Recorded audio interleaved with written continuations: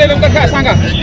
राज ठाकरेंनी लोकसभेला सुपारी घेतली होती, तसंच आता विधानसभेला सुपारी त्यांनी कुणाची घेऊन आले ह्याच्याकरता आम्ही विचारायला आलो.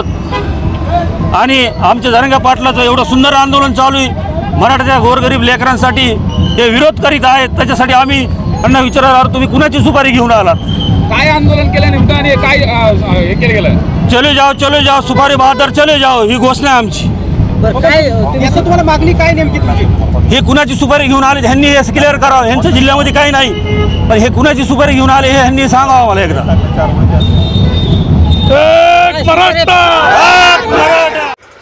नवीन घडामोडी पाहण्यासाठी आजच आम्ही मुंबईकर 24 तासला लाईक करा, सबस्क्राईब करा आणि अपडेट रहा.